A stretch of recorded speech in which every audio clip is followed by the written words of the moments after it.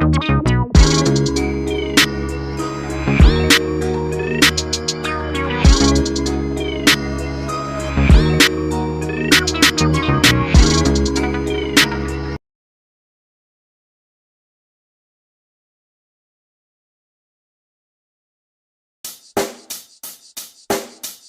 the mic and make sure it sound right, boys.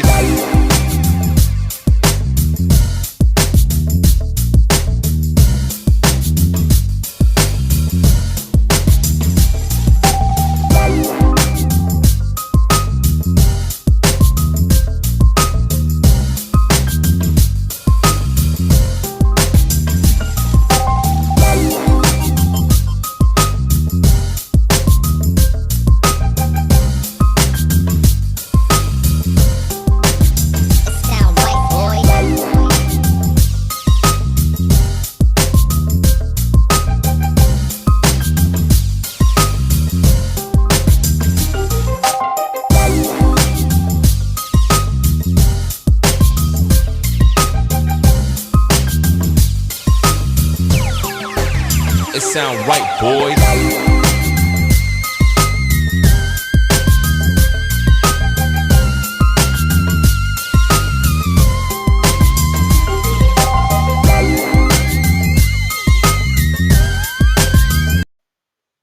Hello, hello, hello. Boom, boom, boom. This is Jared and I'm back.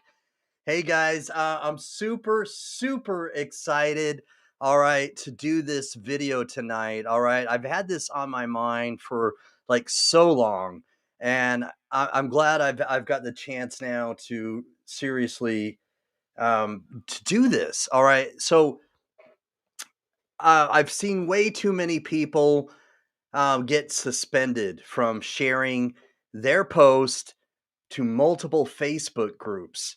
All right. And man, so when that happens, it's extremely frustrating. All right. Especially for those that are advocating, for those that are trying to help raise awareness. All right. So, man, I'm super excited that I can do this because I really feel as though this could be extremely insightful. It can really help people so that they're not getting getting suspended or getting in trouble with Facebook. So, hey, I wanted to give a shout out to Shamika Smalls. I also want to give a shout out to Steve Belcher. I want to give a special shout out to David Pollock. All right. Hey, thank you everyone for tuning in. So listen, again, so what I'm going to be talking about tonight, all right, is some alternatives. All right, so some different ideas, some thoughts and tips on how to share your post to Facebook groups. Making sure that we're doing this in a smart way. All right. So that we're doing this in such a way that you're not getting reprimanded. So you're not getting it, landing yourself in Facebook prison or Facebook jail. Right. And so that's the whole reason why I want to do this tonight. So y'all know what time it is. All right. I'm Jared A. Brown. I'm the host of the Warriors Quest show. And I'm going to talk to you about what not to do with Facebook groups. All right. So I've got a special co host, but he's running a little behind. So once he comes in, I'll introduce him as well. But in the meantime, we're going to rock and roll. All right. So please, y'all know what we do.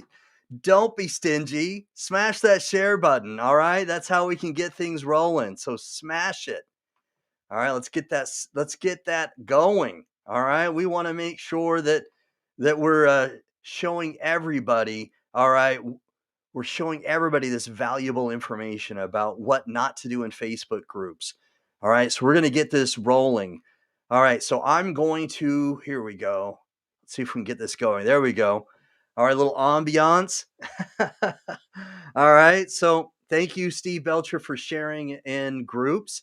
And David Pollock, man, I'm doing well. Thank you, my brother. And so I'm gonna I'm gonna share kind of like a, hey, Shane Blanchard, thank you, man. Thanks, thanks for watching, Shane.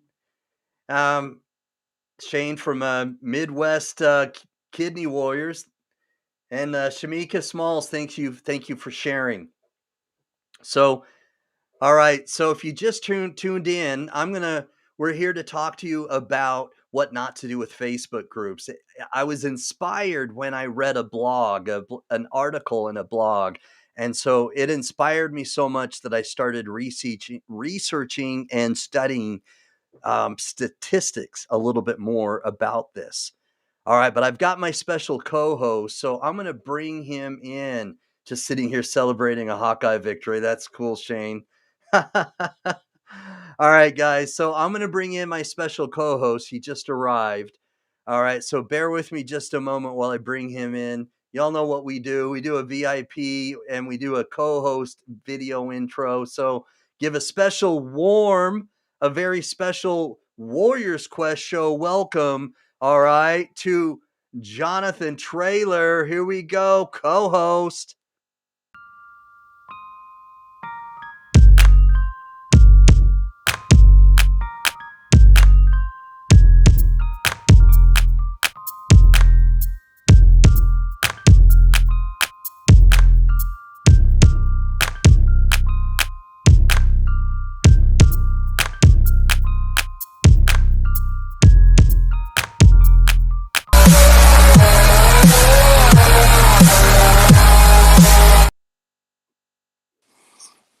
Jonathan Traylor, how you doing, buddy? Man, I'm vibing out, man. I love that. I love that. All right, man. Thank you. All right, so Shane Blanchard right there saying, "What up, Jet?" Um, What's up, Shane, brother? sporting the Dallas Cowboys hat too, man. I love it. Yeah, we're finally winning, so I had to sport Yeah, them. nice, nice, nice. Yeah. All right, so I shared with you the article that I read, and what did you think about it? Well, let me before you answer that question, I want to share with people the I'm going to share the link in the chat here from the blog so that they can look it up as well. So it's from, here we go, Kyle Hawkridge. Thanks for watching, my brother. All right, here we go. So I just shared it here in the group chat.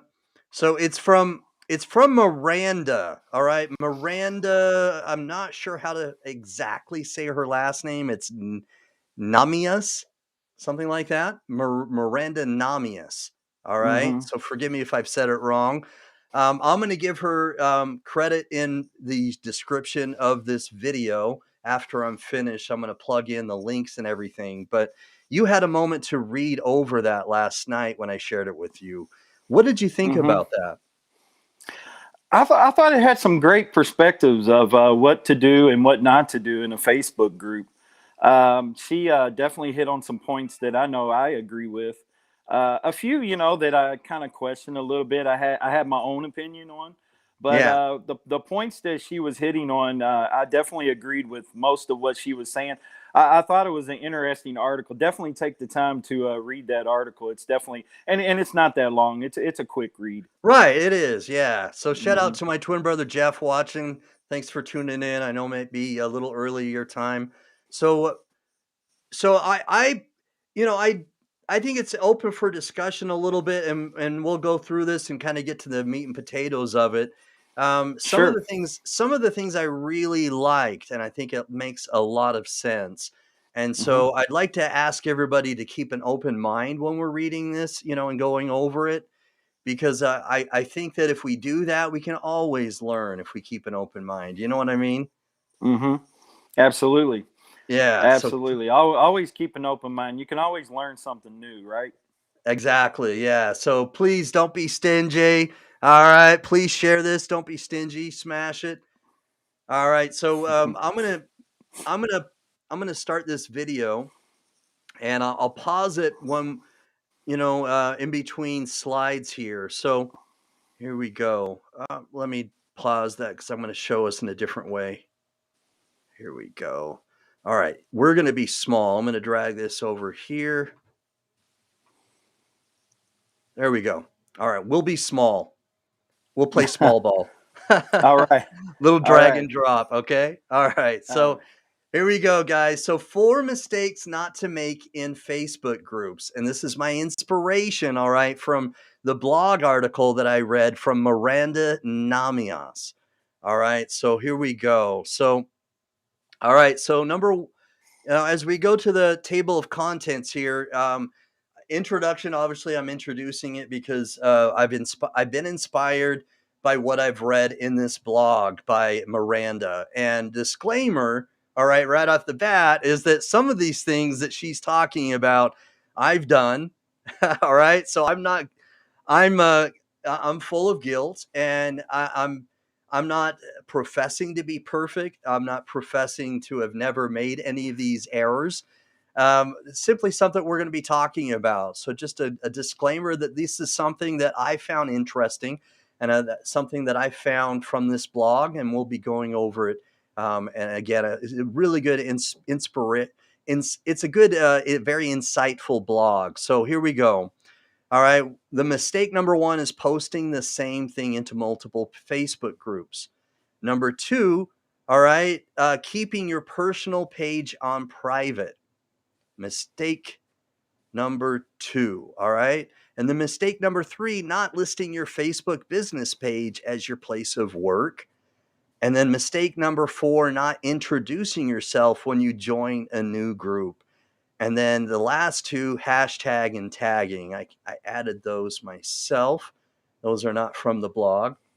Mm-hmm. All right. So please continue to drop a comment and ask questions while we're doing this, you guys. All right. So here we're going to the next slide here. Okay. All right. So we're going to go over mistake number 1 that I read from this blog: posting the same thing into multiple Facebook groups. All right. So again, this is my inspiration from having read the blog. Her website, it's from Miranda Namias. All right. So in her blog, it reads, I'm going to go ahead and assume that when most people think about mistakes in Facebook groups, this is one of the first things that pop into their head. There's nothing more annoying than scrolling through your feed, your Facebook home feed, all right, and seeing, all right, and then coming across a huge chunk of the exact same post that someone shared in multiple different Facebook groups. All right, so Jonathan, um, when you Yeah. read that, have you seen that before? Do you know what she means by that? Yeah, I've seen it before. Actually, Jared, I'm guilty of it as I well. know I am too. I've done it too. Sure. I'm guilty as well. Yeah. And I think it's a dual. This is a dual-sided deal because as a creator, you want to get your stuff out there, right?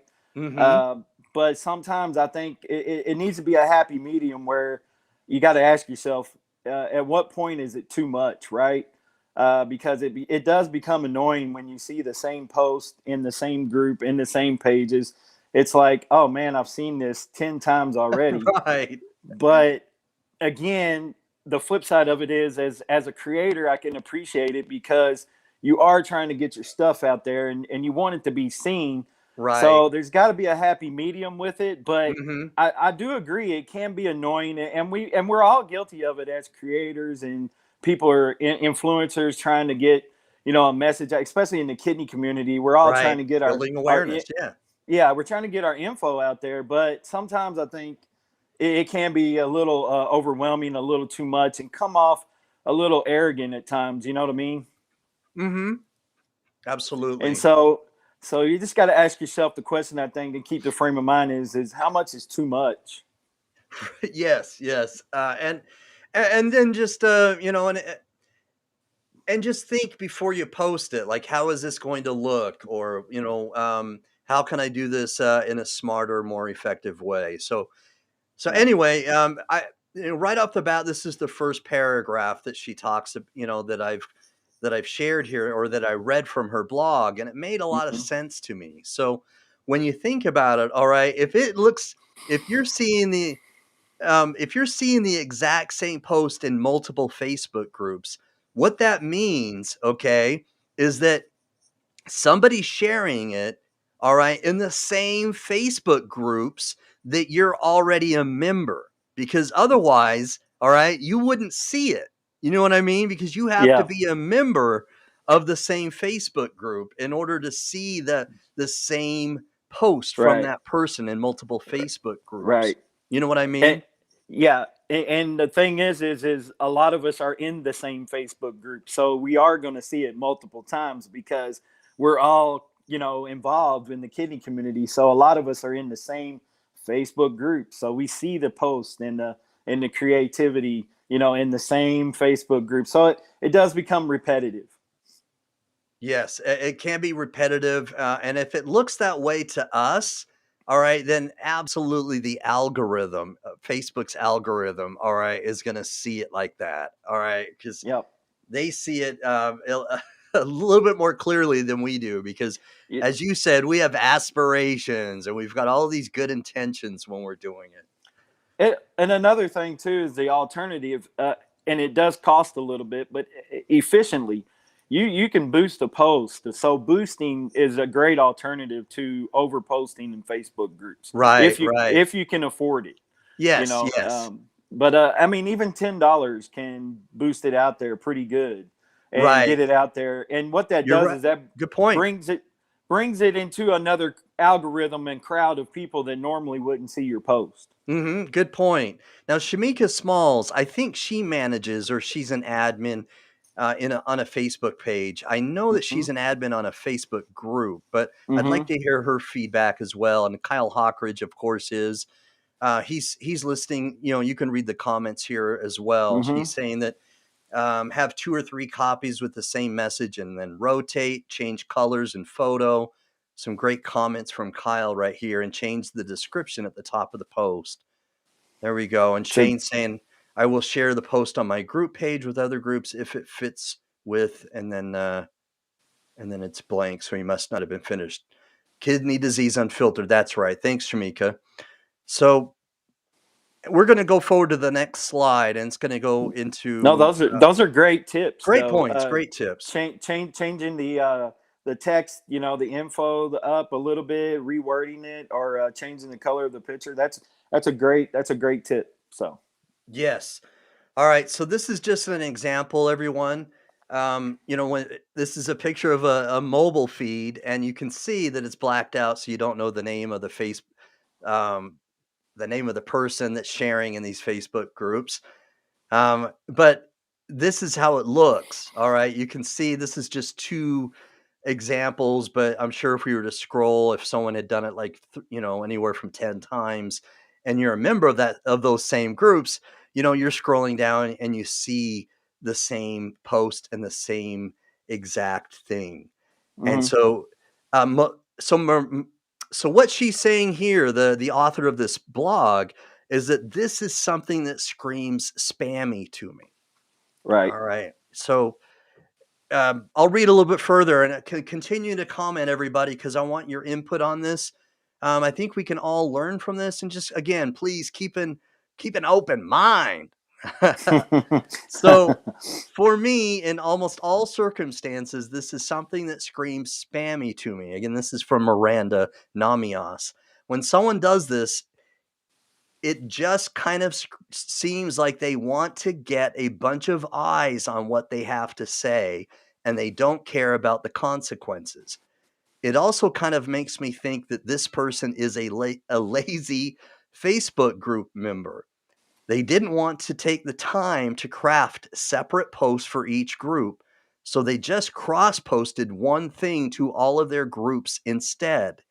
There are a few exceptions to this rule. One big one that comes to mind is if you have a really important question and you really want an answer right now. In that circumstance, I could definitely forgive cross posting, and I'll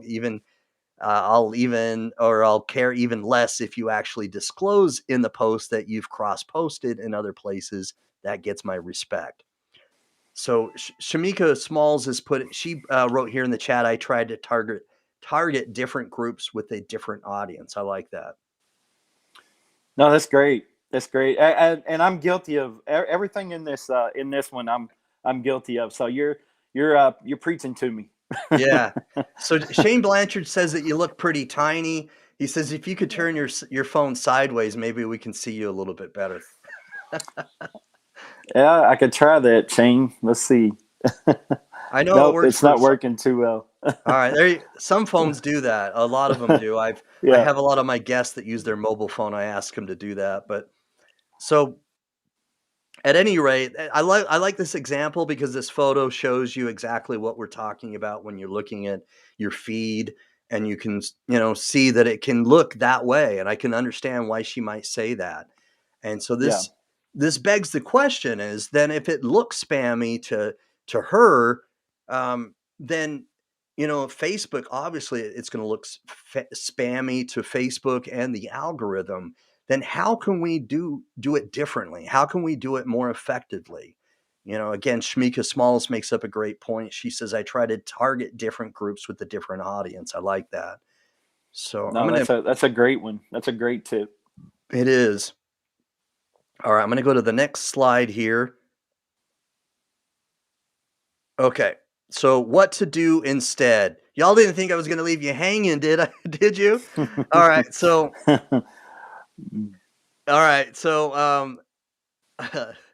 on the second or third pass, you lose my attention. So Kyle Hawkridge, Kyle, if you would explain what you mean by that, like on the second or third pass, you lose my attention. Are you saying, Kyle, that if you see the same thing 3 or 4 times, then you're not going to pay attention to it anymore? All right. So, and Yeah. Shamika's saying right here, Facebook doesn't make it easy anymore to post to multiple groups. They don't, which is why I think this video that we're doing right now is extremely insightful, because we're going to talk about how we can do it a little bit more correctly and better. Yeah, Kyle says that's correct. All right, there we go, Jonathan, full screen. Granted, we're still small screen, but because we're taking up most of the screen with the video here, or the slideshow, but nonetheless. All right, so everybody continue to comment. I think we can really learn from this. Okay. Oh yeah. So this is inspired once again by a blog that I read from Miranda Namias. All right. So she's reading, it reads right here from her blog, what to do instead. All right. And this is her words. Girl, did you think I was going to leave you hanging? All right. I'd never outright recommend that you absolutely not do something without having a really great alternative for you. So she's going to tell us right here what to do instead. So if you're someone that does want to save time and energy by cross-posting to multiple groups, just make sure that you do it in a way that limits the amount of people who will see it more than once. All right. So one of the ways to do that she's talking about, okay, is picking, like, in my opinion, okay, this is just my opinion, what she means. I'd like to hear your feedback, everyone else, and please comment what you all think she means. But I think she means, and this is what I'm taking from it, is that pick your favorite groups, okay? And most of the time it's good, all right, to pick. We've learned in other marketing strategies that it's good to pick a niche, all right, Facebook groups that match what your niche is, right? So kidney disease. And so typically it would be good to share in kidney disease Facebook groups. So that may not be a bad idea, because it might get shared more, because that's what we all have in common. However, all right, what I think, going back to what I think she means right here, is if you do that in just kidney disease Facebook groups, then again, it's going to start that cycle of everybody seeing it in their feed, because we all share in these groups, right, Jonathan? Yep, we sure do. Yes. So try to pick different groups to share to, and the ones that I would share to would be the ones with a lot. I mean, a just almost like thousands of Right. members. Right. Okay, find your large ponds. All right, oceans, so Yeah. to speak. Right. Yeah. Um, okay, I get it. All right. It's not bad to share everyone every now and then to a small Facebook group because you want to help them grow. All right. Yep. Those little Facebook groups that are small, we need to help them grow. All right. But but but it makes more sense to share, all right, your post to a large Facebook group. All right. There are some where they have 300,000 Facebook members in a group. You Yeah. know, I mean, find the ones that have a lot. That way, when you share it to that group, it's going to make a bigger impact, right? And Jared, I've came across recently some in the kidney disease community that have thousands of them in them that Yes. I didn't even know existed. And Yes. I just recently became members of. So I'm losing you. I lost your audio there, Jonathan. Can I still hear you? All right. So one of the kidney disease Facebook groups that has a lot, all right, a lot of followers, a lot of members it's a Facebook group called Kidney Disease. And I'm going to try to find the link here. It's so that I can share it while we're live. Okay. I know it's in here somewhere. All right. And I think I may have invited you to become a member of that group, Jonathan. All right. I lost Jonathan for a moment, so I'm going to bring him back. Hopefully, he's going to log out and log back in. All right. So anyway, my point being is, if you can find Facebook groups that are large, one of them that I found that has a lot of Facebook group members. It is mostly It's mostly, people that this Facebook group is based out of India or somewhere else, but it is kidney disease related. It's called Kidney Disease, and it's a Facebook group, and it has a lot of members.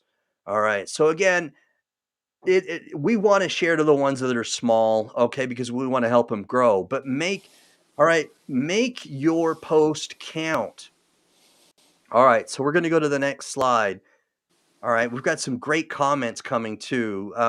Kyle says, I advise find groups that you have interest in. Could be a sports team, but always interact with that group before requesting to post your need for a kidney. Yes, and we're going to get to that. We're going to get to that because that's going to be one of our slides. All right, so the next one, keeping your personal page on private. There was a time where I did this, okay, and it was for personal reasons, okay, and this has been over 5 years ago or something, but it was for right. personal reasons.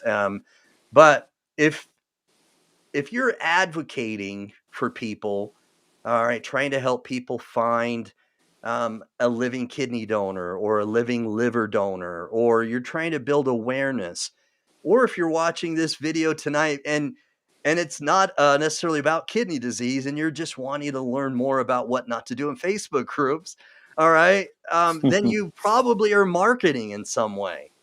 And if you are, it's a very good idea not to make your personal page private. Right. All right. Because then it's hard to find, right? Yes, it is. Yeah. Yeah. And then what happens is only your friends, all right, only your friends can see your post. And then Right. if you're sharing the same thing all the time, then the only time someone different is going to find it is if someone else shares it that's not actually one of your friends. Like if you're one of your friends shares it and they share it to someone who's not connected to you, and so Yep. you really limit yourself. So that's what she's So, writing right here. You know what I mean? yeah. And here's something that I found out too. If you make a public group in Facebook private, I don't think you can revert it back to a public group. I really don't think you can. There's no option to do it. I've actually tried that to keep spammers and people that want to buy, sell organs and things like that out of the group. And Okay. once I reverted it back to a private group from public, there's really no way to revert it back to a public group.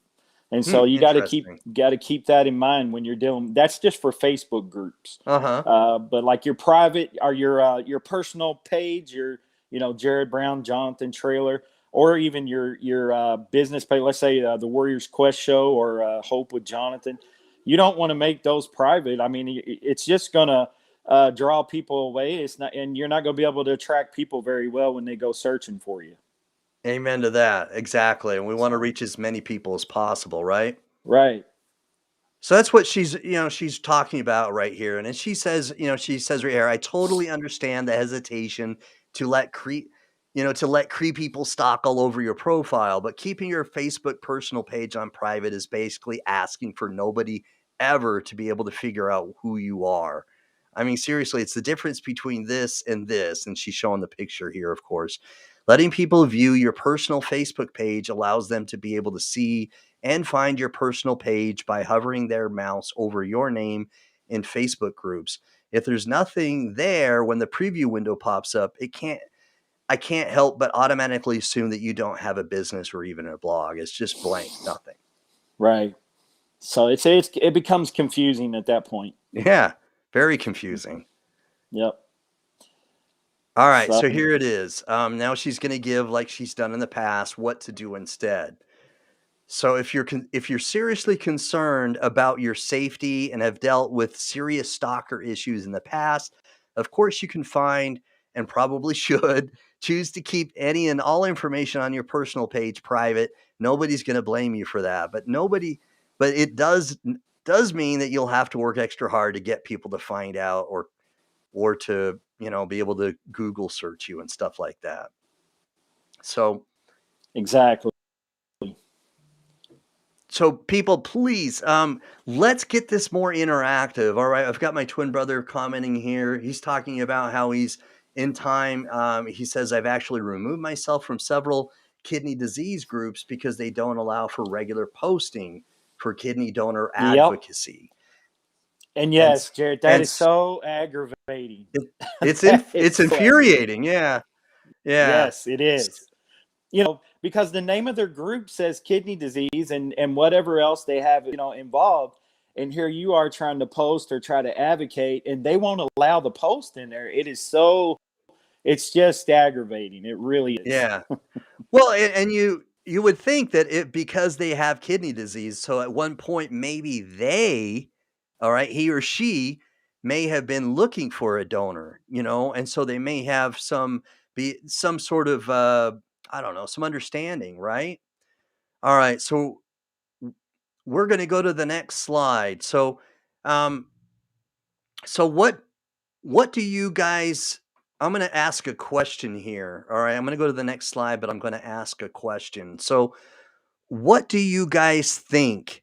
All right, again, it has been strategically a good marketing thing to link up with people with Facebook groups that are aligned with what you're doing. So kidney disease related things would be good, all right, to share your information because they can relate or they have an understanding and you've got common ground. However, my question is, and I'd like to hear your comments, everyone, is if we're posting in kidney disease related Facebook groups, all right, are we just posting in groups where others are also looking for a kidney donor? And yes, they may be sharing, but are we really sharing it in productive Facebook groups if we're sharing it with people who are also struggling with kidney disease? So that's my question. I'd like to hear your feedback. So um, Jeff saying this is the part of the problem. The majority of kidney disease groups claim to be for support, but don't support warriors in their search or pitch on the shares to find a donor. All right.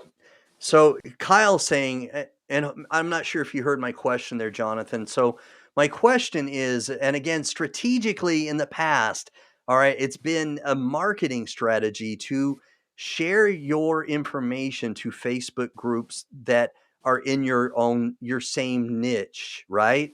So Right. kidney disease, because you have common ground, you have understanding, you can relate, so on and so forth. But my question is it really productive? Because yes, you can get it shared, all right, to many people. You can get it shared and they'll share it because they know what you may be going through. They can relate. But are you sharing it? Is it productive? Because are you sharing your need for a kidney donor to Facebook groups where people are also already looking for a donor and are also struggling? They're also on dialysis. So all right. So Philip Harris Jones Jr., thanks for watching. I want to give a special shout out to him. Shamika says, good point. Try to target public kidney groups that are allowing sharing. And Kyle says, yes, I think it's counterproductive. So thanks for your feedback, guys. And so it's a good question. And I'm not saying that it isn't productive. I just think we ought to be thoughtful, and put more thought into whether we do that regularly or if we only share to kidney, disease Facebook groups maybe once a week or twice every other week, if we're really trying to advocate for somebody who's trying to find a donor. Anyway, so again, continue to give me your thoughts and your comments, everybody. Shane Blanchard says, great show so far. So, Jonathan, what do you think about that question? Can you hear me okay, buddy? All right, I can't hear your audio. Your audio's off. I'm not sure why that's happening. So, Philip, if you've heard the question, Philip, I'd like to maybe hear your answer to that. So that question is, people, is it really productive to share our post if we're advocating for a living kidney donor for yourself or for other people? All right, is it productive to share that post in kidney disease Facebook groups if those people in those Facebook groups are looking for a donor as well and they're on dialysis themselves? I'd like to know your feedback. I'd like to see your comment. I'd like to hear your feedback. All right. So this slide right here, Jonathan, Yes, it sir. reads, not listing your Facebook business page as your place of work. I found this interesting, and Yeah. I'm not necessarily totally in agreement with it, but it is insightful, and I don't personally do it, but I may actually do it after I've read this, but it is interesting. I mean, you got to look at what you're doing as a labor of love, right? It I mean, is, yeah. you're working. You may not get paid in a monetary way, but you're getting paid by in doing something positive, right? And seeing the effects of it. And Yes, so yes. the benefits of that is amazing. And then if you see someone gets a kidney, whether it's by your show or maybe they were on your show, what greater reward? I mean, you can't buy that with gold, right? I Right. mean, there's no greater feeling than helping somebody. Yes. So it's very gratifying when you help somebody. You're right. Right. And that's exactly what we want to try to do, is help other people. And so it is laborious because it is a form of labor. And so it is technically working. So it's not a bad idea. I hadn't thought of it that way because, I don't want necessarily someone to think that I'm making money doing this, because it is volunteer work for me. Plus, Right. people have given me donations, but Sure. it's not one of those things where this is my main source of income and I want your The, money. Right. The truth is, Jared, a lot of people don't realize how much time and effort goes in behind the scenes that on these podcasts and interviews that we do. There's a work. Yeah, And, there's work. there's work involved, and there is money that is involved. And you gladly pay it and to help benefit others. And I mean, there's nothing wrong with somebody wanting to give you a donation, or even if you No. put yourself out there and say, hey, I've got some merch or some things if you'd like to contribute or donate to us.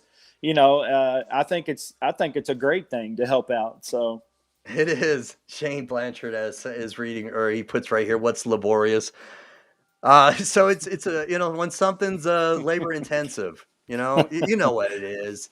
All right. So, but there is work, yeah, there's work involved, and then we are spending money to, to pay for things and stuff. But right. so it's not a bad idea, and I'd like to continue to hear everyone's thoughts about this. Is when you do have a Facebook page and or a nonprofit, have you put on your personal page your your place of work as either your volunteer work or your nonprofit or so on and so forth. So Yeah. please comment below, and I'd like to hear your feedback. Hey, Jared, if we don't mind, can I go back and answer the question that you wanted me to answer you? Yes, absolutely. Regarding advocating in kidney groups that are pretty much full of already kidney warriors. Yes. Either the problem is a lot of times those people that are inside that group are already either transplanted, kidney disease patient, newly diagnosed, on dialysis. So your likelihood of finding a donor in some of those kidney disease groups is very slim. Most of the people in there, like I said, have already either been transplanted, have kidney disease, or need a donor themselves. And so you're better off to maybe find some community groups. And, outside of posting to Facebook, there's many different ways that you can advocate for yourself other than posting inside of a kidney disease group. I mean, I'm a firm believer in flyers. Handing out flyers is huge, but I mean, I know that's Okay. another topic for another show. I get it. Yeah. I get it. But outside of it, as an alternative of posting in Facebook groups, Uh-huh. getting out in the street and hitting your local community. I know it's COVID time, but mask up and get out and put out there on community boards, hit up your local churches, local restaurants, community centers. I'm telling you, anywhere with a billboard, ask permission first, but you'd be surprised. They will allow you to put up these Right. posters. And Mhm. I'm telling you, I had people hit on my flyers in my local community. I had potential donors come from that. And I know it's hard to believe in 2021, but there are some great people out there that still step up and want to be a donor. Yes, they do. There. If we think outside the box, I think we can be very creative with this. And so, let's think about different Facebook groups that we can share in. So Sure. Shamika had that question. What Mhm. are some other Facebook groups that would maybe share I don't know, be a good match or blend well with what we are trying to advocate or raise awareness for? She threw out fitness. That's not a bad idea. Fitness or Yep. health. A lot of donors are into fitness. A lot of living donors. Some of them are athletes, so that's a great one. Yes. All right. So I'm going to go to the next slide here. We're going to move forward. So the next slide right here reads, all right, another component of this is not to make the mistake of forgetting to include your website URL on your business page. It should be one of the first things a viewer sees on the right-hand sidebar of your page. So what do you think that she's saying this because it builds some credibility to your Facebook page if you have a website or URL there? Absolutely. I mean, that's where you want everybody to go. That's Uh-huh. your, social media. You're dropping little droplets in there, and then the point is to drop the droplets to lead to your big drop, which is your website, right? And so Right. that's where all the information. That's the big drop of information. Is you want to get people to the website because you can only share so much before it's boring on Facebook, right? You don't want this huge long post of all this information.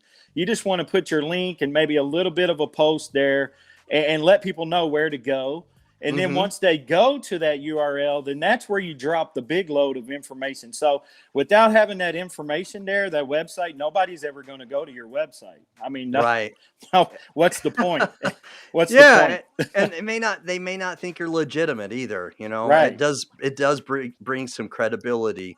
And So Verna, go ahead, Jonathan. I was just going to say, if you don't have a website, then a great alternative is like a YouTube channel. Yes, Put your yes. YouTube channel Right. link there. Send them to your YouTube channel. Yeah, there you go. Whatever link is informative, right? Yes. Vern, I was just going to share. Verna is bringing some pretty good ideas here. I want to give a shout out to Verna Johnson. Oh yeah. Thank you for watching, Verna. She's saying religious groups, news media sites get their attention, and then we've my twin brother has mentioned Facebook groups where it's connected to your vicinity or your locale. Absolutely. So for example, Shane Blanchard is in Iowa. So for him, looking for a kidney donor, it may be in his best interest, and he's already done this, but I'm just using him as an example. Sure. Is to share to Facebook groups that are in Iowa. One of the examples, okay, and I know it may sound a little silly, everyone, but it works, okay, is that there are free classified Facebook groups.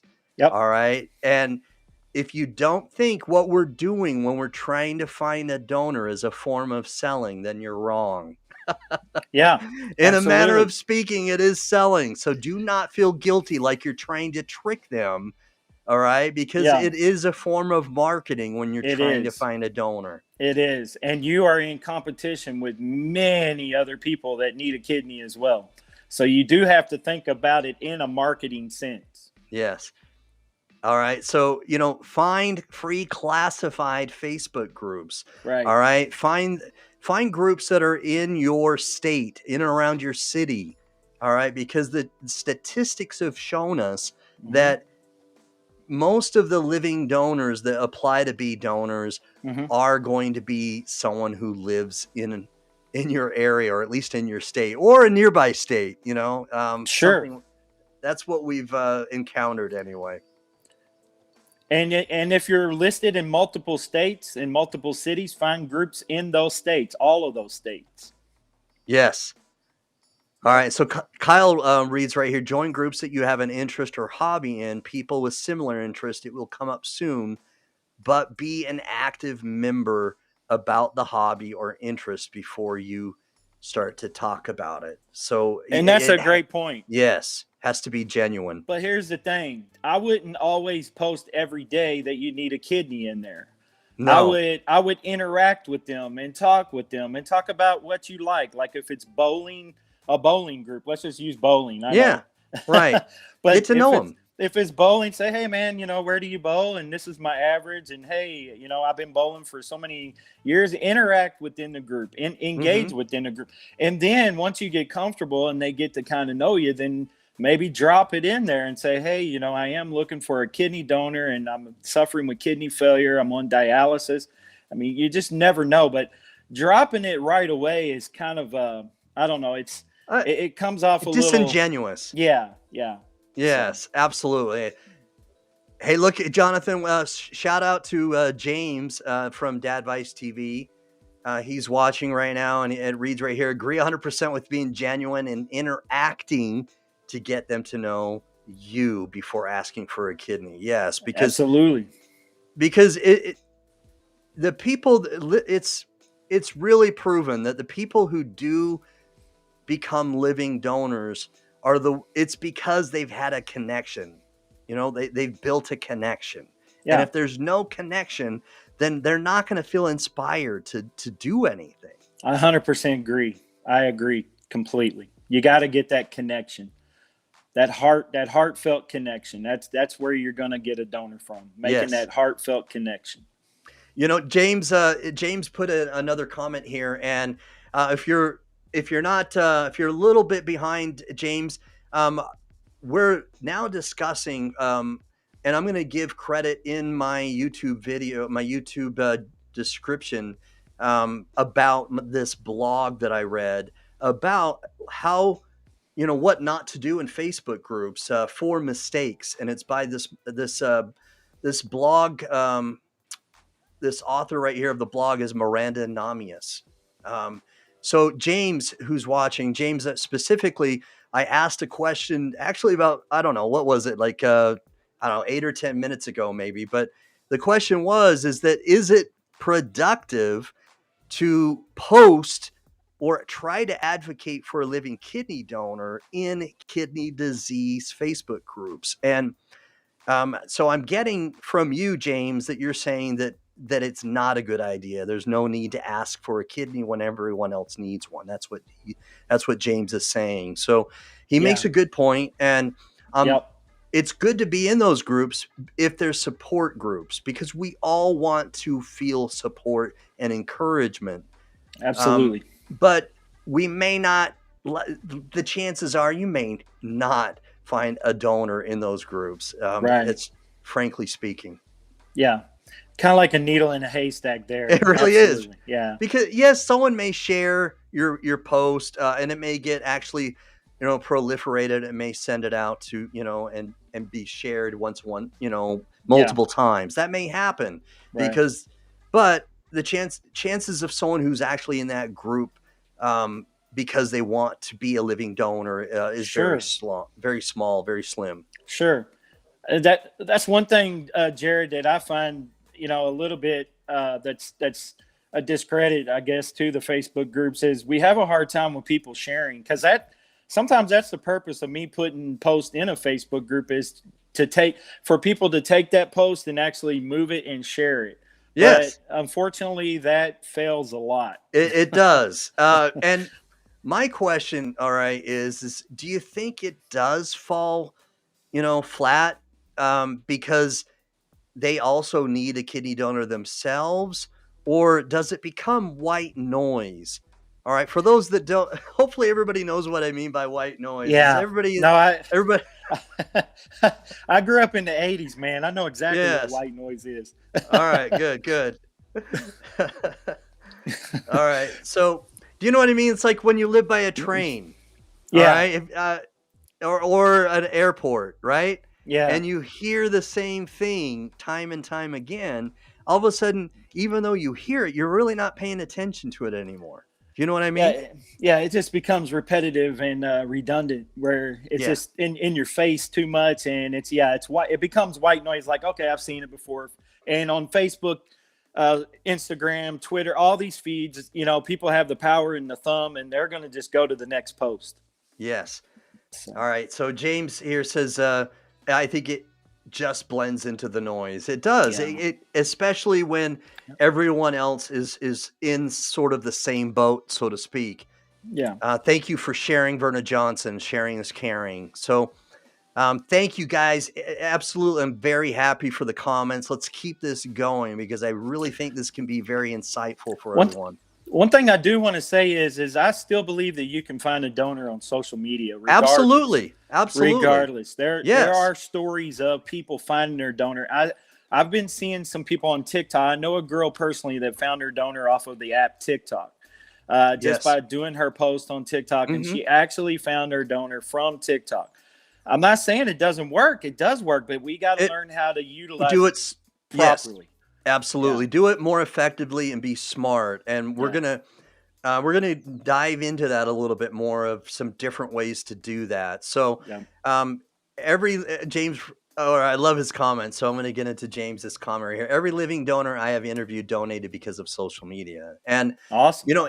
And I personally, not to pat myself on the back, but I've found donors for multiple people, and that they've donated, and I've had Kidney Warriors get a kidney transplant surgery myself from advocating. So I know it works because I've been a part of that. I've had one of my YouTube videos, someone watched it and decided or got inspired, all right, to donate for somebody from my YouTube video. And then I've had that happen from one of my Facebook posts, and so on and so forth. So I know it works.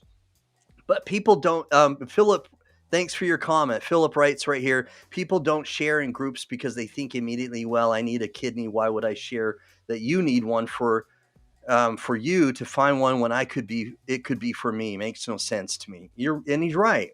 Yeah, he is right. And I agree with that statement. But on the flip side, I actually was sharing when I needed a kidney. And I totally believe that you can be blessed by helping other people, even though you're in need as well. I do believe that you can be blessed with a donor. And in this community, I think it's a good thing to share for other people. Absolutely, it is a good thing, and Shane Blanchard does a great job of doing that. And Yeah. Shane Blanchard is from Midwest Kidney Warriors, has been a great advocate, but I think that he's right, and that's why some people think that or feel Yeah. that way. And so, Oh, absolutely. yeah. I So mean, this as slide right here, and Kyle Hawkridge has talked about this previously. mhm. Not introducing yourself when you join a new group. Has this ever happened when you've been in a Facebook group? Has anyone ever immediately saw a new member, they didn't introduce themselves, him or herself, and all of a sudden they're posting? Has that ever happened? Or have you ever done it? Because I know I have. Yeah, I've done it many times. I've done it many times, and I'm sure people are like, "Man, who is this guy? Who is Yeah. this guy doing this Hope with Jonathan stuff?" I mean, this is rude. This is coming out of left field. It does come across that way to them. Right. Yeah. And so it's very important that we try to think that way before we post. Try to think Yeah. about how it's going to come across.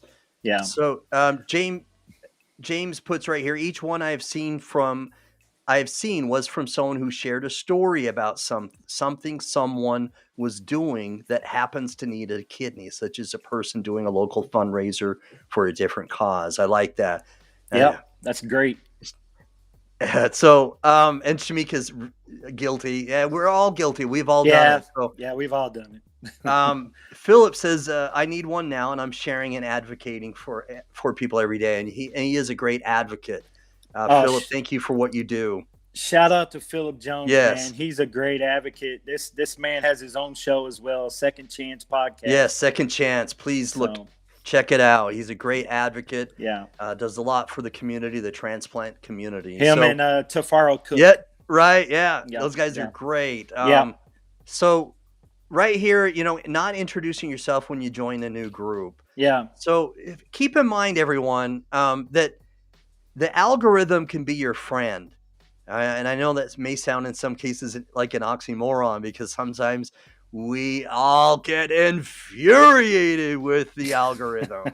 All right. Absolutely. Man, they changed it again, and Yeah. just when we think we understand it, and Yep. we think we've got a good technique, and all of a sudden they tweak it again, right? Well, Yeah. it can still be your friend, but remember that Facebook has created Facebook groups for people to get together with like-mindedness, right? For Right. things they have in common. All right. They even have commercials now about Facebook groups, right? Right. Yeah. Facebook is one that's really guilty about changing the algorithm on you really quickly. And so, yeah, you have to stay on top of Facebook. Absolutely.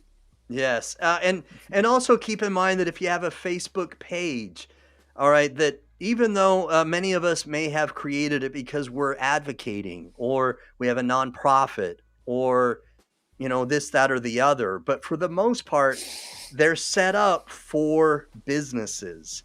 Yeah. All right. Yeah. And so keep that in mind as well. I know it can be frustrating sometimes, but because we can almost seem like the little fish in a big pond, because we're not a big business that has the big pockets to Right. pay for the ads. Yeah, you have to pay to play on Facebook. Yeah. And that's the way they make their money. They're making their money off of the marketing, for sure. Yes, but we're going to talk about some other methods to help you guys continue to be Sure. effective, though. So right here, we want to introduce ourselves when we do join a new Facebook group. If it's genuinely a new Facebook group that you've never joined before, take time to introduce yourself and be genuine. All right. Don't just do it just because it's a routine. Really get to know the people. Kyle Hawkridge talked about it before, is have some, get to know their hobbies and interests, and have conversations, because real conversations can really hold merit. They really can. They can go a Absolutely. long way. Yeah, that personal connection and having that real conversation to realize that you're not just some person looking Yeah. for a kidney. You're Right. actually you have a story, and once someone connects with that story, they're gonna want to step forward and help you. Absolutely. Yes. So And we're going to go to the next slide here. So, what to do instead? All right. So, when you join a Facebook group, all right, I'm just showing this as an example. No, I guess I can put in a plug. This is one I'm an admin for, Kidney Donor Awareness. So, if you're not already a member of Kidney Donor Awareness, you can join this Facebook group. All right. And so, my twin brother and I had originally formed this group so that we could share stuff for people that are looking for a kidney donor. And so, um, we had started it because it had become somewhat frustrating for us when we did share in other kidney disease Facebook groups.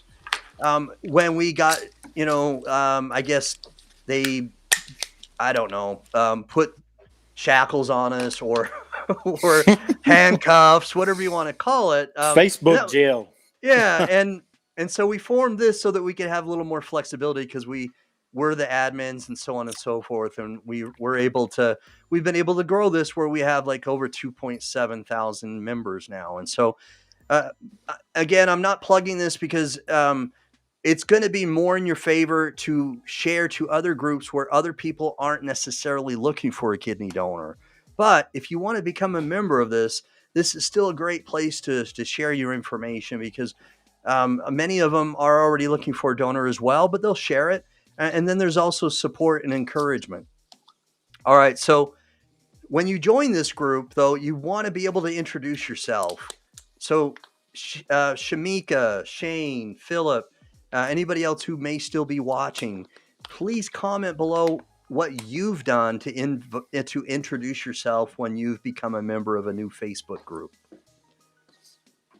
All right, so Jonathan, we're going to go to the next slide here. Sure.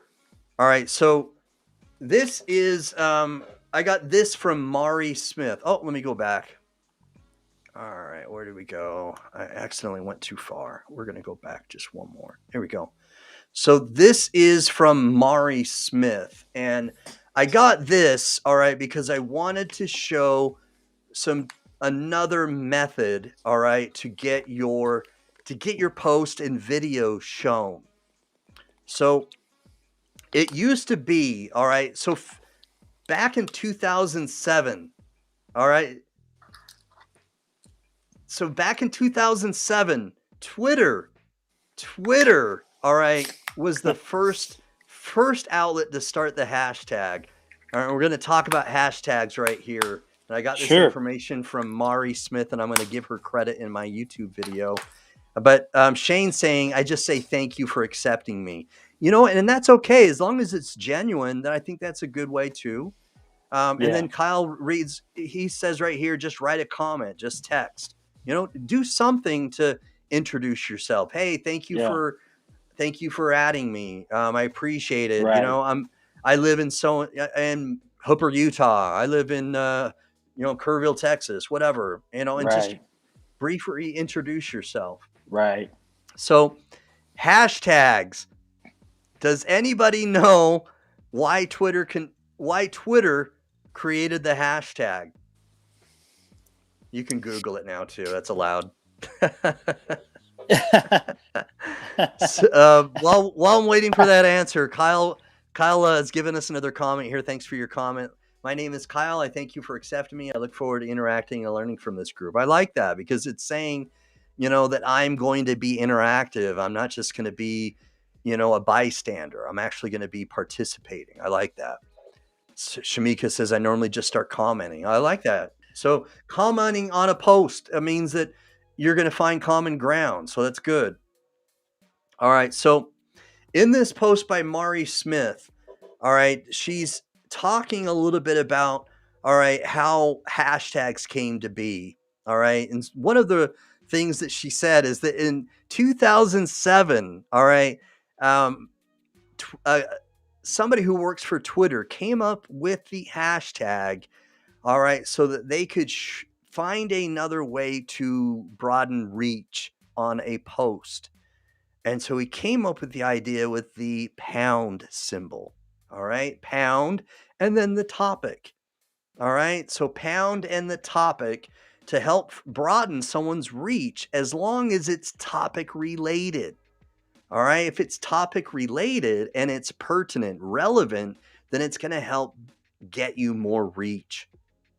All right. So you can easily discover what hashtags are in use on Facebook by typing in the search bar on either the desktop or mobile app, just like on Instagram. So Facebook really introduced the hashtag a while ago.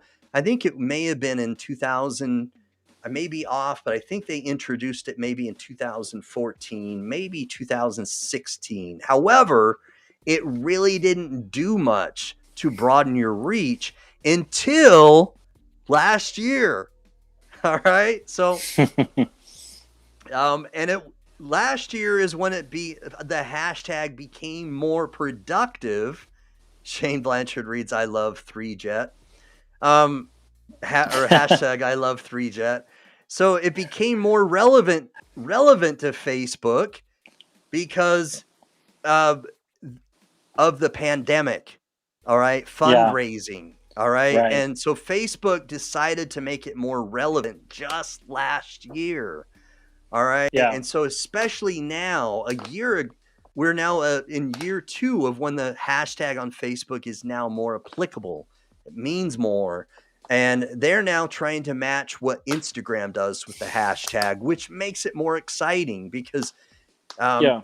it's, if we can make Facebook's algorithm with the hashtag more pertinent and applicable, then it's going to be exciting for creators like all of us. So Yeah. as you can tell right here, Jonathan, you can see this little picture I added here from Mari Smith. But Yeah. when she's doing a post and she does a hashtag, their idea here is that it's going to be similar to Instagram, where as you start typing, it's going to populate certain things. Right. Have you And a noticed lot- that and- before? Oh yeah, I've noticed it many times. And you got to think of hashtagging like categories. They're almost like links. It's a category that other people are posting as well. So the more people post on that hashtag, then it's going to draw you into that same category or community of people.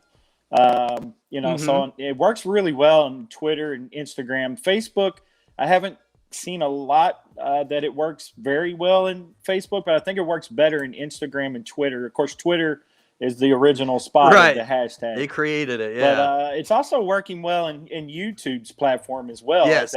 as a search engine, as people begin to search on YouTube and and look for videos. That hashtag will pull people in. And so you got to think of them like categories or communities. So if you're in the kidney disease community, that's a good hashtag to use if you're in the kidney disease, or if you're, kidney failure is a great one, and just different ones. Kidney failure, yes. Stones, kidney stones is a good one if you're suffering with kidney stones. I mean, so you have to think of the category and kind of it helps specify your post Yes. in a certain category. Right. So we're getting some really good comments here, as you can see the feed here on the screen, Jonathan. So, Yep. Kyle says Facebook about 5 hashtags is good. He's giving a suggestion of around 5 hashtags. So he's actually very accurate. Is that in this post from Mari Smith? She's talking about this as well, is that you want to, on an average with Facebook, not Instagram, okay? Not Instagram, but she's saying that on Facebook, it will allow you to do, all right? It will allow you to do, I think maybe, oh my gosh, about 30, but it becomes detrimental because, again, try to remember that Facebook is still kind of in its infancy of making the hashtag productive. Right. All right. And so let's not get crazy, but do some tests, but right now, what we've learned is about 3 to 5 hashtags on Facebook is good. And so he's right, but do some tests, maybe do 10 hashtags on one post. And then when you share it again on another one, maybe you only do 3 and then do 5, do some tests. Right. Anyway. That's great advice. Yes. And Instagram obviously is been using it. It's more effective on Instagram.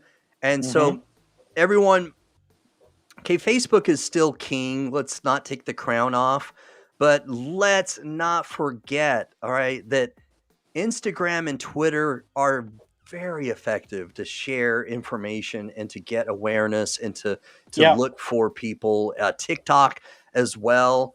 All Yeah. right. So especially when it's just been recent, all right, that Facebook was down and Instagram is owned by Facebook. All right, what Right. happens? What happens if that happens again? In fact, I heard in some cases there was an outage on Friday again. I Yeah. didn't notice it, but I heard there was another outage on Friday. Yep. And that's a great point, Jared. Like a lot of warriors are just on Facebook. They're utilizing Facebook groups, but there are other platforms that you can utilize as well for your advocacy. Instagram, and another great missed one is Twitter. Yes. And I don't see a lot of warriors that are in need. There's a lot of them on there, but some are not utilizing it as a platform, and it still is out there, and it's still just as effective as any of the other platforms. Like you said, Facebook is king for now, but It is.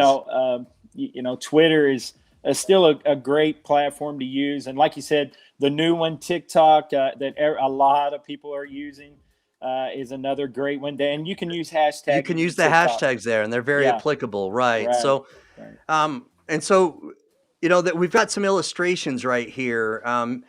Shane from Midwest Kidney Warriors is putting some hashtags here. And so I've found that kidney disease is a very pertinent and very relevant hashtag. Hashtag kidney disease. Yes. Hashtag dialysis. Yes. Hashtag kidney transplant. Yep. One of them that I found, all right, that's very applicable, that's ranked really high is hashtag transplant.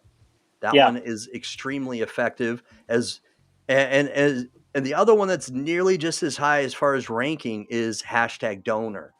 Yeah. And so I've found that sometimes the ones that only have like a shorter term, like donor or transplant, instead of saying kidney donor or kidney transplant, right, sometimes they'll have a higher ranking because they're searched more, if you know what I mean. Another good one is kidney failure, which that one's pretty high. Yes, it is. And another one, believe it or not, and this is a 3-word one, is kidney disease symptoms. Yes. Kidney disease symptoms. That one's a huge one. Mm-hmm. Yeah. And hashtag kidney disease problems. That's another good one. Kidney disease problems. Yep. Yes. So we're here. I'm reading some comments here as they're coming in. You can't keep all your eggs in one basket. Absolutely right. Absolutely. I love that, Shamika. I love that. Great. And Kyle has put in his comment here. The highest ranked kidney term is hashtag kidney failure. So it's a great term. Yeah. All right. So we've got some great comments here. So remember, as Facebook is continuing to kind of evolve and have their hashtag become more applicable like Instagram, continue to do your own test and try to find out how it's working for you. But this is another way to be effective and get your posts seen. And if I can point fingers in any way, all right, everyone, I just don't see the hashtags on people's posts often enough. I really don't. I don't. All right. And so please take advantage of putting a hashtag. And I'm going to go to the next one here, but I think Mari puts right here, and I apologize that it's so small reading here, but she's saying that she also says that it's more applicable to put it at the bottom. This is a little bigger here so we can read this. Yeah. So how many hashtags should you include in your Facebook post? So as many as you want, all right, you can, all right. But in Facebook, we just kind of we've gone over this already. So this is a little bit of a review. We kind of stepped ahead, but that's okay. No, that's where I put mine. I put them all at the bottom, unless it's YouTube. Yes. In the description, I put up to 3 at the top of my description because it goes on your post and it helps carry it. Yes, and Kyle brings he made a really good comment here, and I like how he shared the keyword tool for a free hashtag search tool. Thank you for sharing that tool there, Kyle. So he's saying that if you are in search for a kidney hashtag, your city, your town, state, province, because Kyle's in Canada, should be your hashtag. All right. And so that's Great tip. it is a great tip because Mhm. again, statistically, living donors generally come from someone within your area, vicinity, or region. That's Right. just what the stats tell us. Yeah, exactly. All right. So the next slide we've got here is let me see if that's the last one. That may be the last one. Oh, here we go. Here we go. All right. So people. All right. So all right, we're all guilty of this. We are. All right. I know Yeah. we all have because Yeah. I've been tagged. I've tagged you. I've tagged other people. And so this is something that recently I've tried to stop and I've tried to not do. But okay, don't tag people on Facebook. If you're still doing it, please stop. You don't want to be that guy. You don't want to be No, that guy. no, because I put actually the wording right here, time wasted that you don't get back, is actually from me and not from the from my blog that I read. But Yeah.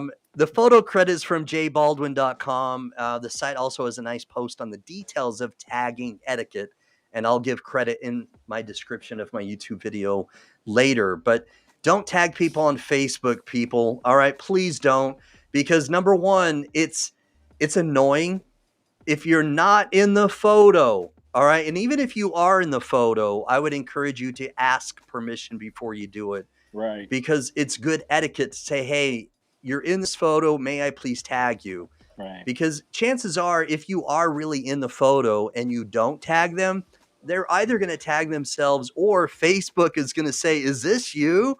And they're side note, by the way, all right, just very quickly, is that one time that happened, well, multiple times, but one time it happened, okay, to my twin brother, where Facebook said, "Is this you? Do you want to tag yourself?" And guess what?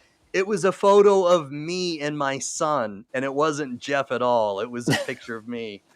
So That's Facebook, funny. yeah, so Facebook could not distinguish me from my twin brother. Little joke there. That's funny. Yeah. But It's anyway, funny. It's happened to me too, Jared, with my son. That Facebook will ask me, "Is this you?" And I'm like, "No, that's my son." So I it's say your no. son. Okay, that's Yeah. happened to you and your son. That's Yeah. It's funny. happened. It's happened many times.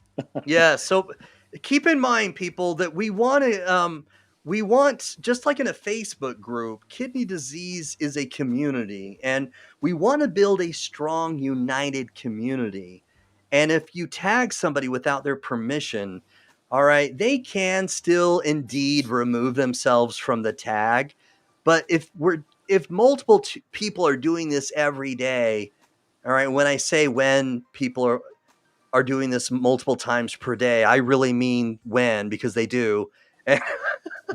Yeah. And when I remove myself, it takes time out of my day. Right. All right. And if multiple people are doing it and I'm having to remove myself multiple times, it's just time out of my life I can't get back.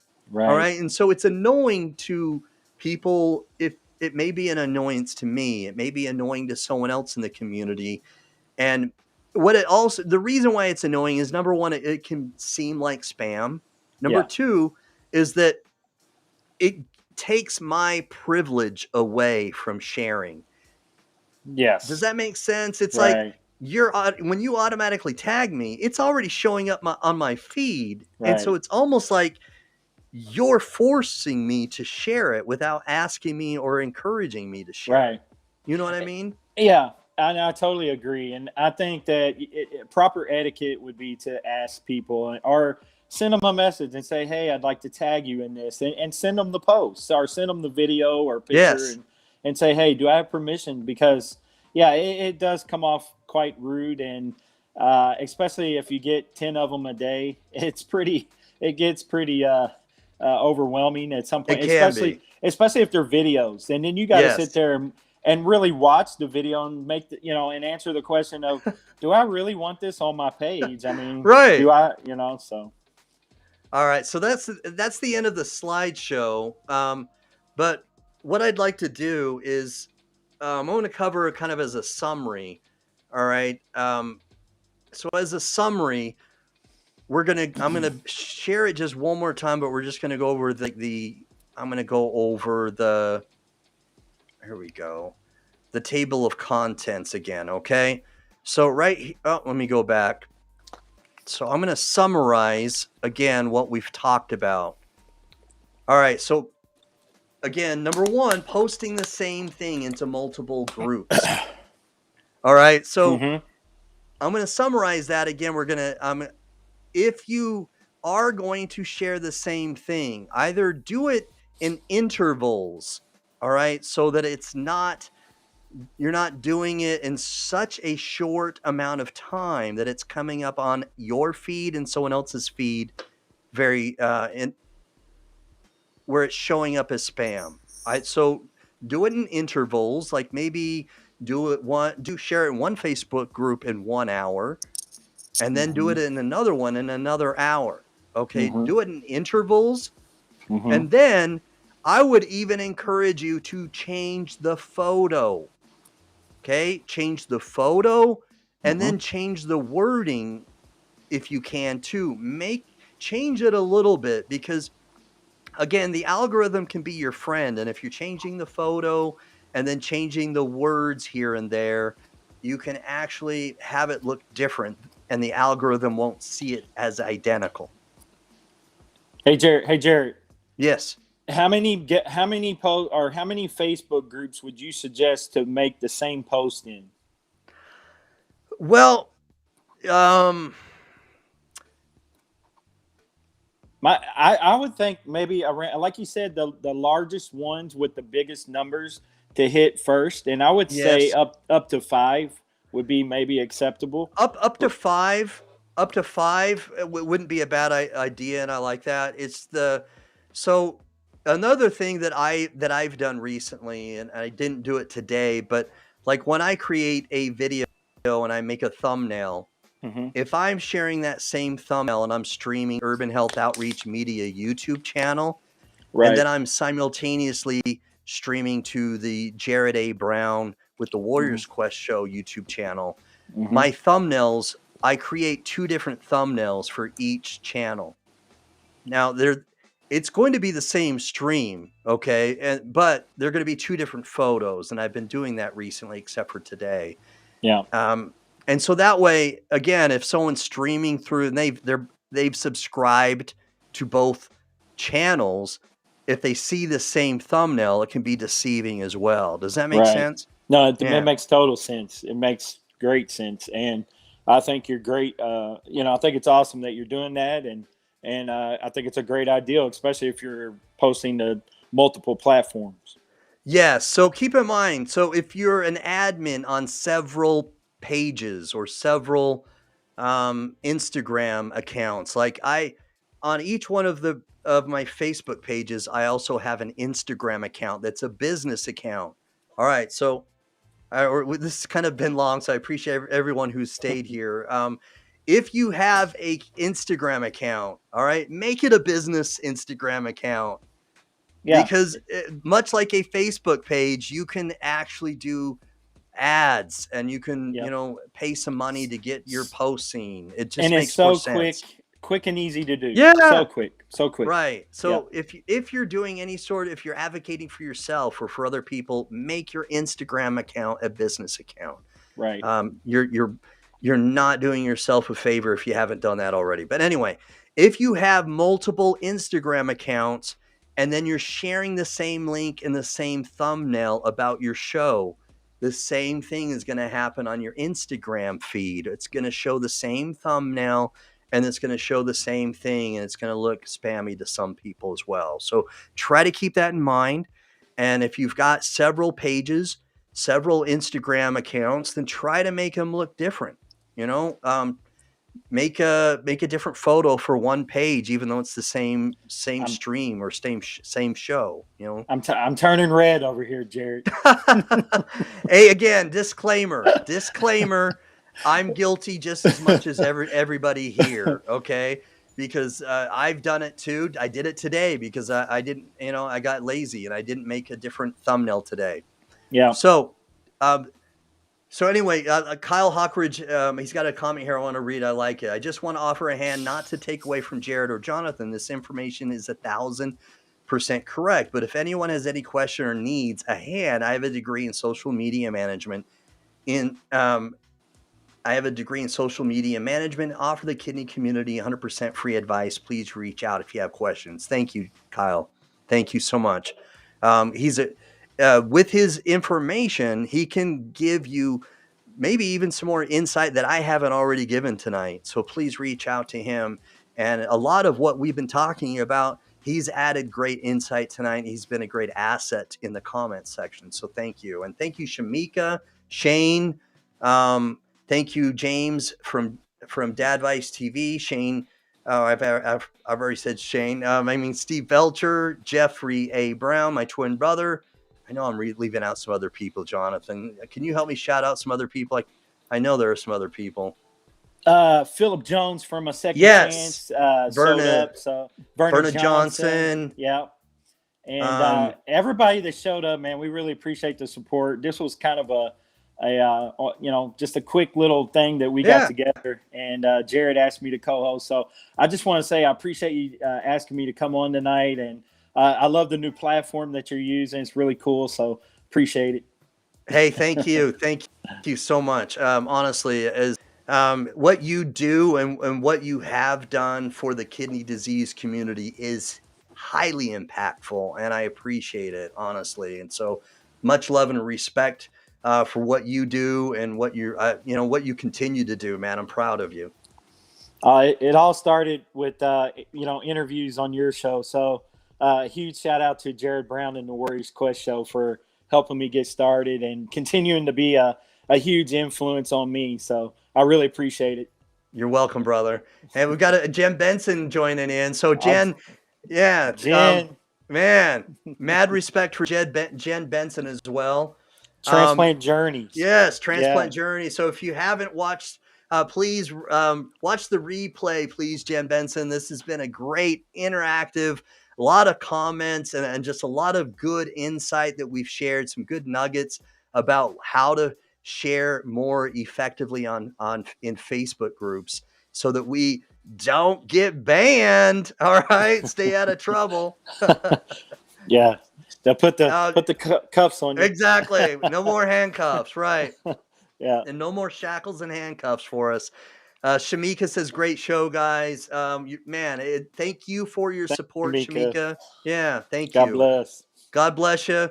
So thank you everybody for watching. Please don't be stingy. All right. Smash that share button. Yeah. All right. So smash it. That's right.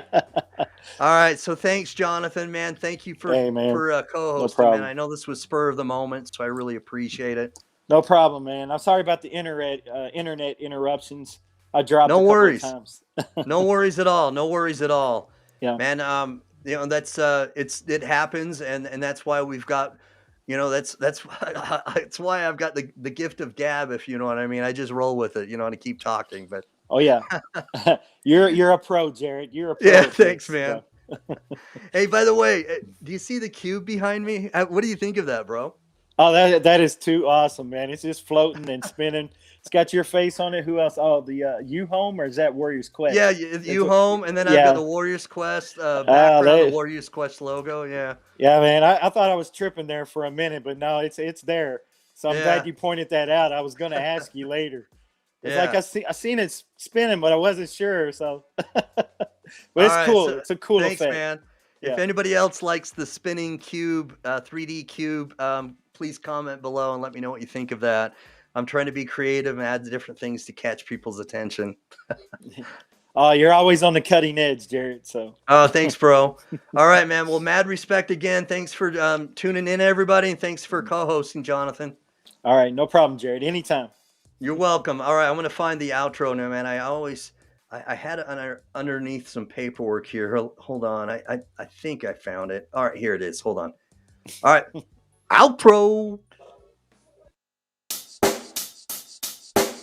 Check the mic and make sure it sound right, boys.